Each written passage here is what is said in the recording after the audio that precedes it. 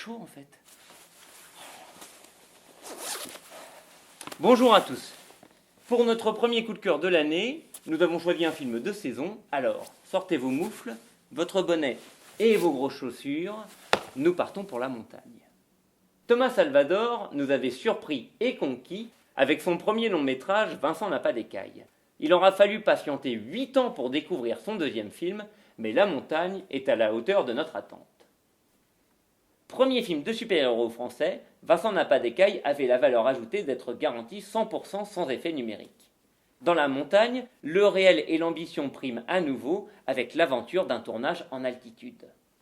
Thomas Salvador atteint ici un rêve de jeunesse, lui qui s'imaginait au collège devenir plus tard cinéaste, guide de haute montagne, cinéaste de haute montagne.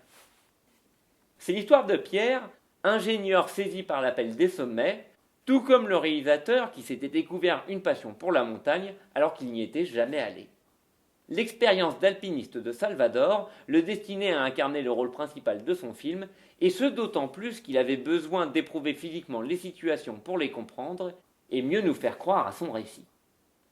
Pour les seconds rôles, il a fait appel à des alpinistes ou à des valeurs sûres venues du théâtre. Et il forme un beau duo avec Louise Bourgoin, à la fois secrète et lumineuse.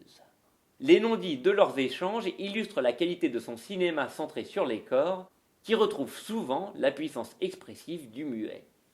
Traité comme un personnage à part entière plus que comme un simple décor, Les Sommets des Alpes invitent à un beau moment de contemplation et d'immersion dans la nature. Thomas Salvador part à leur rencontre, avec en toile de fond les thématiques écologiques et l'effondrement des montagnes, qui emmènent le récit vers des territoires stimulants qu'on vous laissera explorer.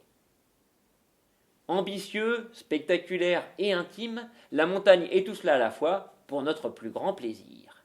Un plaisir doublé par la présence de Thomas Salvador, qui viendra échanger autour de son film le jeudi 9 février. Et pour faire monter votre adrénaline avant cette rencontre au sommet, quoi de mieux que l'abondance du film ?